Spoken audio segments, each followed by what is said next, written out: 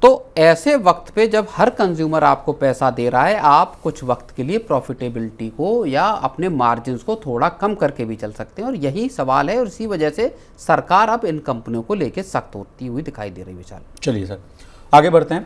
America ने भारत से आने वाले कई सामानों पर 50% टैरिफ लगा दिया है, जिससे भारतीय कंपनियों का सामान जो है अमेरिका में महंगा हो जाएगा और वहां इनकी सेल्स भी अफेक्ट होगी। इसी वजह से भारत के एक्सपोर्टर्स को डर है कि उनका कारोबार घटेगा और उन्हें नुकसान होगा। इसलिए एक्सपोर्टिंग ऑर्गेनाइजेशंस ने आरबीआई से मदद मांगी। उन्होंने कहा है कि कंपनियों को 1 साल तक कर्ज चुकाने में जो है थोड़ी छूट दे दीजिए। मोरेटोरियम की मैं बात कर रहा हूं कि उनको मोरेटोरियम मिलना चाहिए। बिना गिरवी वाले यानी जो कोलैटरल के लोन्स हैं वो दिए जाएं। अगर कोई समय पर कर्ज ना चुका पाए तो उस पर एनपीए के कड़े नियम जो है वो लागू ना हो। कर्ज की जो किस्तें हैं वो भी भरने की जो तारीखें वो भी बढ़ा दी जाए और पेनल्टी जो है वो ना लगे। और सर ये भी कहा जा रहा है प्रवीण सर कि डॉलर और रुपए की दर का असर देखते हुए एक्सपोर्ट्स का जो निपटान है वो भी देखा जाए, सुना जाए। तो प्रवीण सर, तो एक्सपोर्टर्स का ये कहना है कि अगर ये मदद नहीं मिला तो उन्हें बड़ा नुकसान हो सकता है और रोजगार जो है वो भी इफेक्ट होता हुआ दिखेगा। नहीं देखिए, अभी सरकार के साथ बैठक हुई थी। सरकार लगातार जो ट्रेड रिप्रेजेंटेटिव्स हैं या जो एसोसिएशंस हैं उनके साथ बैठक कर रही है, एक्सपोर्टर्स के साथ बैठक कर रही है, और उसमें उनकी समस्याओं को समझने की कोशिश कर रही है कि आखिर यहाँ से रास्ता निकलेगा कैसे अगर 50% का टैरिफ रहता है जी। अब इसमें ही एक खबर ये आई थी कि 22 अरब रुपए का एक पैकेज सरकार जारी कर सकती है अपनी तरफ से। वो सर अमाउंट क्या 20,000 करोड़ के आसपास बैठता है ना? बिल्कुल जी। अब इसके बाद भी जो एक्सपोर्टर्स हैं और जो ट्रेड जो एसोसिएशंस हैं उनको लगता है कि यहाँ के आगे भी, सरकार के आगे भी हमको आरबीआई से मदद की ज़रूरत पड़ेगी। और इसी वजह से 4 घंटे लंबी मुलाकात चली है reserve bank governor Sanjay Malhotra की और इन जो भी प्रतिनिधि थे, कारोबार जगत के एक्सपोर्टर्स थे, उन सब की मुलाकात हुई है जी। उसमें तमाम तरह की जो रियायतों की या छूट की मांग की गई है। एक तरह से समझिए कि कारोबारी जगत या एक्सपोर्टर्स अब आरबीआई के दरवाजे पर पहुंचे हैं और उनसे मदद की गुहार की है जी। अब उसमें आपको चाहे जो लोन के रीपेमेंट को लेके मॉरिटोरियम है उसको 1 साल बढ़ाने की बात हो, या आसान शर्तों पे या कम ब्याज पे लोन देने की बात हो, एनपीएस में जो तब्दील हो सकते हैं कर्जे उनको रोकने की बात हो कि उसमें हमको रियायत दी जाए। मान लीजिए 6 महीने अगर किस्त कोई नहीं चुकाता है तब आप उसको एनपीए करते हैं तो उसको बढ़ाइए, 1 साल कीजिए कि 1 साल तक अगर नहीं चुकाई जाती तब उसको एनपीए में डाला जाए। जैसा सर कोविड के टाइम में हम लोगों ने देखा था, ठीक वैसा ही ना? सेम उसी तरह की रियायतों की मांग के लिए आरबीआई के दरवाजे पर ये पूरे संगठन पहुँचे और इस वक्त वाकई में ज़रूरत इस चीज़ की है।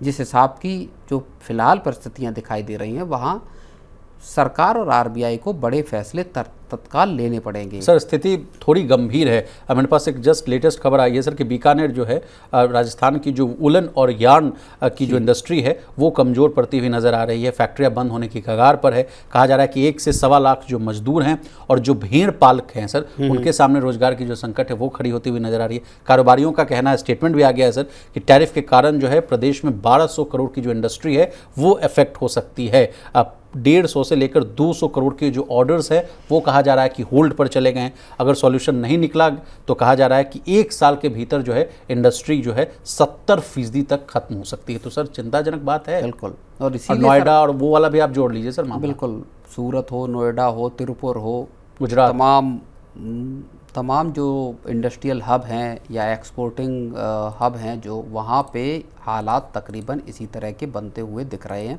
और सरकार को यहाँ पे सरकार अपनी तरफ से और आरबीआई की तरफ से जो बैंकों को निर्देश जाने हैं कि आप साहब इनको जो गाइडलाइंस जारी होंगी जिसमें इनको मॉरेटोरियम और तमाम चीज़ों को लेके रियायत देने की बात होगी, वो जितनी जल्दी उसको शुरुआत की जा सकती है उसको करना पड़ेगा। भले सरकार ये कह रही है कि नवंबर तक हम एक ट्रेड डील अमेरिका के साथ कर सकते हैं जी। लेकिन नवंबर तक पहुंचने में, उसके बाद इम्प्लीमेंटेशन में, या जो 50% का जो टैरिफ है उसके होल्ड पे आने में, भाई अमेरिका की तरफ से अभी तक इन 50% टैरिफ को होल्ड पे नहीं डाला गया है जी। और सबसे बड़ी चिंता की बात यही है। अगर आपकी ट्रेड नेगोशिएशंस हो रहे हैं तो अमेरिका की तरफ से या अमेरिका से ये इस बात की डिमांड होनी चाहिए कि आप अपने 50% का जो टैरिफ लगाया है इसको तब तक होल्ड पे डालें लेकिन या प्रवीण पॉज सर करें। लेकिन प्रवीण सर कुछ अच्छी खबरें भी आ रही हैं, जैसे वाणिज्य मंत्री जो है अमेरिका के, उनके तरफ से बयान आ रहा है, या तमाम जितने जो अमेरिकी राजदूत हैं वो भी कहते हुए नजर आ रहे हैं कि नहीं, बातचीत हो सकती है, बहुत ही जल्दी हम लोग जो है निगोशिएशन जो टेबल है उस पर बैठते हुए नजर आ सकते हैं। तो ये भी तो एक अच्छी खबर है सर। नहीं, बिल्कुल अच्छी खबर है, और संकेत इस बात के भी मिल रहे हैं कि क्वाड समिट जो इंडिया में होनी है उसमें राष्ट्रपति ट्रंप भी आ सकते हैं भारत। तो वो अगर आते हैं तो जाहिर तौर पर ये मान के चलिए कि फिर ट्रेड डील को लेके चीज़ें पटरी पर लौट सकती हैं। लेकिन मेरा कहना ये है कि नवंबर भी अभी 1 महीने दूर है, आपका 1.5 महीने दूर है। तो 1.5 जैसे आप महीने की कार वाले क्राइसिस में आप बहुत अच्छा समझाते थे कि विशाल 55 दिन का इन्वेंट्री है, कार कंपनियां उतना दिन थोड़ी इंतजार करेंगी। मान लीजिए कोई बेनिफिट देना है, जैसे महिंद्रा ने किया, 22 तारीख से बेनिफिट मिलना है, वो कह रही कि नहीं, अभी now is the right time, अभी से इंप्लीमेंट करें, क्योंकि बहुत बड़ा इन्वेंट्री होता है सर, लाखों करोड़ रुपए जुड़े होते हैं उससे। बिल्कुल, तो वो समस्या इनके साथ डेली बेसिस पे है। अगर कंपनियां बंद हो रही हैं, अगर प्रोडक्शन को हॉल्ट कर रही हैं, तो आप समझिए कि एक भी यूनिट में अगर 50 या 100 मजदूर हैं तो उन सबकी रोजी रोटी, नौकरी पे खतरा पैदा होता है। अगर मजदूरों का पलायन होता तो वो भी एक बहुत बड़ी चिंता की बात होगी, क्योंकि बड़ी तादाद में लेबर, चाहे सूरत हो, चाहे तिरुपुर हो, या ऐसे दूसरे जो ठिकाने हैं वहाँ पे इस काम में लगे हुए हैं। अपैरल हो, लेदर इंडस्ट्री हो, फुटवेयर इंडस्ट्री हो, जेम्स एंड ज्वेलरी हो, इन सभी ये सारे के सारे बिजनेस एक तो ये ऐसे हैं कि लेबर इंटेंसिव सेक्टर्स हैं, जहाँ बड़ी तादाद में, या ऑटो सेक्टर हो, बड़ी तादाद में यहाँ पे आपके लेबर की ज़रूरत पड़ती है। और सब छोटी कमाई वाले लोग हैं, जहाँ पे कि उनके परिवारों का चलाना इसके बाद फिर मुश्किल हो सकता है। तो ये एक ऐसी क्राइसिस है जिसपे रिजर्व बैंक का अब दखल बेहद ज़रूरी हो गया है विशाल। तो चलिए प्रवीण सर, आपका बहुत शुक्रिया, आपने कीमती समय निकाला, तमाम विषय को बहुत ही आसान भाषा में विस्तार से समझाने की कोशिश की। तो आज के मनी सेंट्रल में बस इतना ही। इसी तरह देश, दुनिया और बिजनेस जगत से जुड़ी तमाम ताज़ा तरीन खबरों के लिए बने रहिए हमारे साथ और देखते रहिए मनी नाइन।